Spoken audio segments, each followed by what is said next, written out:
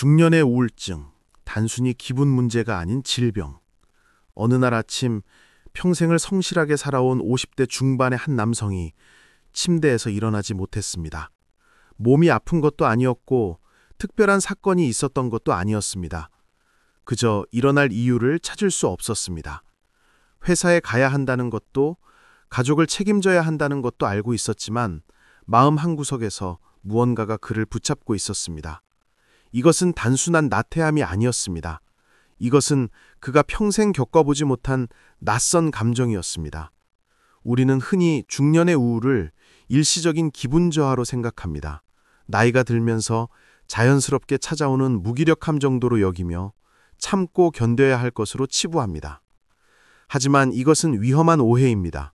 중년의 우울증은 뇌의 화학적 불균형으로 인한 명백한 질병이며 방치할 경우 생명까지 위협할 수 있는 심각한 상태입니다.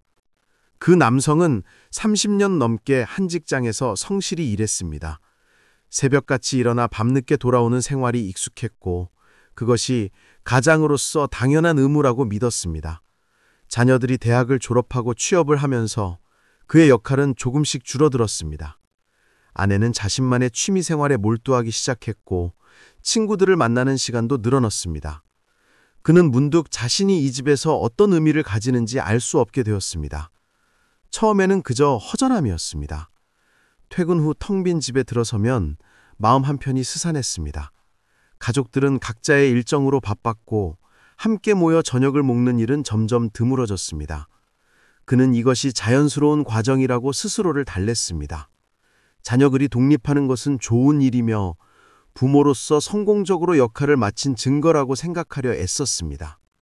하지만 시간이 흐를수록 그 허전함은 깊은 공허함으로 변해갔습니다.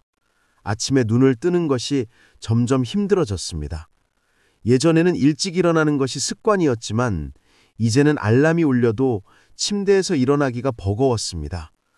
출근길에 차를 몰면서도 어디로 가고 있는지 잊을 때가 있었습니다. 회사에 도착해서도 업무에 집중할 수 없었습니다. 동료들과의 대화도 귀찮아졌고 점심시간에는 혼자 있고 싶어 사람들을 피했습니다. 그는 자신이 게을러진 것이라고 생각했습니다. 나이가 들면서 의욕이 떨어지는 것은 당연한 일이라고 여겼습니다. 주변 사람들도 비슷한 말을 했습니다. 50이 넘으면 다들 그렇다고, 조금만 참으면 괜찮아진다고 했습니다. 그래서 그는 참았습니다. 더 열심히 일하려고 노력했고 긍정적으로 생각하려 애썼습니다. 하지만 상황은 나아지지 않았습니다. 오히려 악화되었습니다. 밤에 잠을 이루지 못하는 날이 많아졌습니다. 새벽 3시, 4시에 잠에서 깨면 다시 잠들기 어려웠습니다.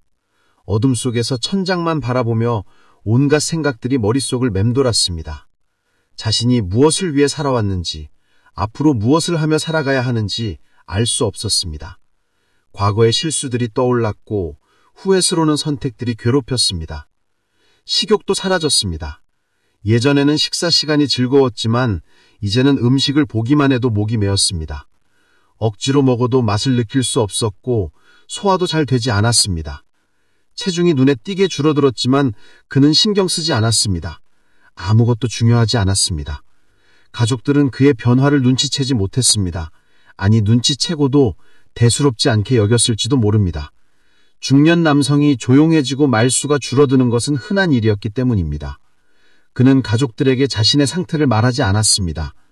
말해봤자 이해받지 못할 것 같았고 괜히 걱정을 끼치고 싶지 않았습니다. 무엇보다 자신도 정확히 무엇이 문제인지 설명할 수 없었습니다. 그러던 어느 날 그는 회사에서 중요한 프리젠테이션을 망쳤습니다. 몇 주 동안 준비한 자료였지만 발표 중간에 갑자기 머릿속이 하얘졌습니다. 무슨 말을 하고 있는지, 다음에 무엇을 말해야 하는지 알 수 없었습니다. 회의실의 모든 시선이 자신에게 쏠려 있었지만 그는 한마디도 할 수 없었습니다. 결국 그는 자리를 박차고 나와야 했습니다.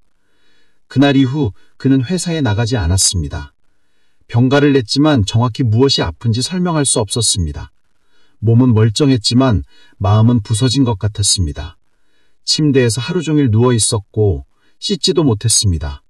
전화가 와도 받지 않았고 문자에도 답하지 않았습니다. 세상과 단절된 채 혼자만의 공간에 갇혀 있었습니다. 아내가 그를 병원에 데려갔을 때 그는 처음으로 자신의 상태에 이름이 있다는 것을 알게 되었습니다. 우울증, 그것도 중증 우울증이었습니다.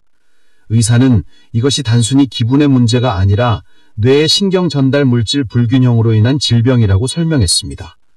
세로토닌과 노르에피네프린 같은 화학 물질의 부족이 그의 모든 증상을 일으키고 있었습니다.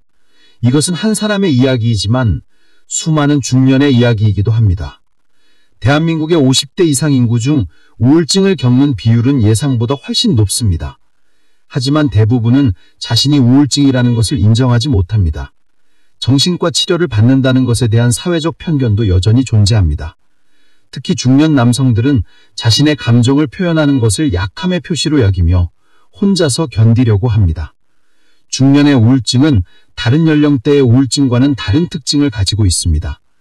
젊은 시절의 우울증이 주로 슬픔이나 절망감으로 나타난다면 중년의 우울증은 무기력함과 공허함으로 나타나는 경우가 많습니다. 감정 자체가 무뎌지고 기쁨도 슬픔도 느끼기 어려워집니다. 이것을 감정의 마비 상태라고 부릅니다. 또한 중년 우울증은 신체 증상을 동반하는 경우가 많습니다.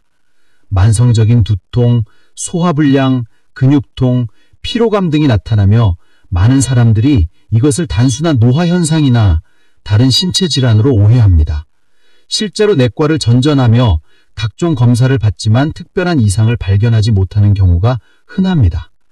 수면장애도 중요한 증상입니다. 잠들기 어렵거나 자주 깨거나 새벽에 일찍 깨어나 다시 잠들지 못하는 것은 우울증의 전형적인 신호입니다. 수면은 뇌의 회복 과정에서 매우 중요한 역할을 하는데 이것이 방해받으면 우울증은 더욱 악화됩니다. 식욕의 변화도 주목해야 합니다. 어떤 사람들은 식욕을 완전히 잃던단 반면 다른 사람들은 과식을 하게 됩니다. 특히 단 음식이나 탄수화물을 과도하게 섭취하는 것은 뇌가 세로토닌을 보충하려는 시도일 수 있습니다. 하지만 이러한 방식은 일시적인 안정감만 줄 뿐 장기적으로는 문제를 악화시킵니다. 중년 우울증의 가장 큰 위험은 그것이 조용히 진행된다는 점입니다. 극적인 사건이 있는 것도 아니고 갑작스러운 변화가 있는 것도 아닙니다. 서서히 조금씩 삶의 색이 발해가듯이 우울증은 깊어집니다. 본인도 주변 사람들도 그것이 질병이라는 것을 인식하기 어렵습니다. 많은 중년들이 우울증을 인생의 당연한 일부로 받아들입니다. 청춘이 지나가고 꿈이 좌절되고 몸이 늙어가는 것은 자연스러운 과정이라고 생각합니다. 하지만 이것은 잘못된 생각입니다. 나이가 든다고 해서 삶의 의미를 잃거나 행복을 느낄 수 없게 되는 것은 아닙니다. 오히려 중년은 인생에서 가장 풍요로운 시기가 될 수 있습니다. 우울증을 치료하지 않고 방치하면 어떻게 될까요? 증상은 점점 심해지고 일상생활이 불가능해집니다. 직장을 잃거나 가족 관계가 파괴되거나 신체 건강까지 악화될 수 있습니다. 가장 심각한 경우 극단적인 선택을 하게 될 수도 있습니다. 대한민국의 중년 남성 자살률이 높은 것은 우연이 아닙니다. 하지만 희망적인 사실은 우울증은 치료 가능한 질병이라는 것입니다. 적절한 치료를 받으면 대부분의 환자들이 호전됩니다.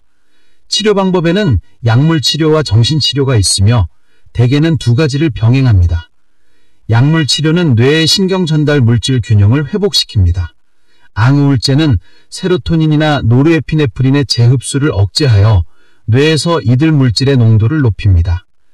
효과가 나타나기까지 보통 2주에서 4주가 걸리며 꾸준히 복용하는 것이 중요합니다.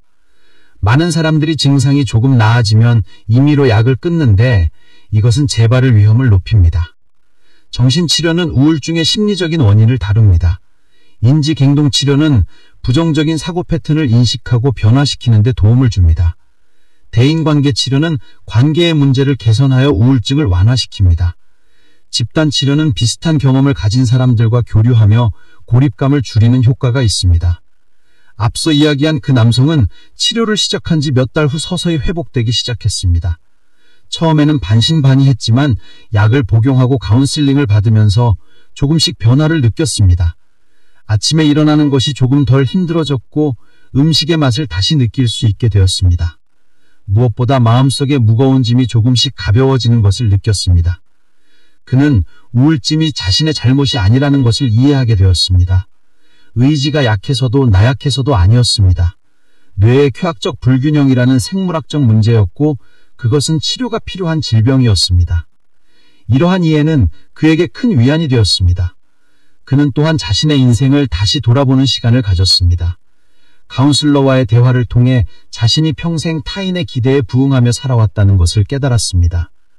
좋은 아들, 좋은 남편, 좋은 아버지, 좋은 직장인이 되기 위해 노력했지만 정작 자신이 진정으로 원하는 것이 무엇인지는 생각해 본 적이 없었습니다. 중년은 인생의 전환점입니다. 청년기의 목표들이 대부분 달성되거나 포기되고 노년기로 가는 과도기입니다. 이 시기에 많은 사람들이 정체성의 위기를 겪습니다.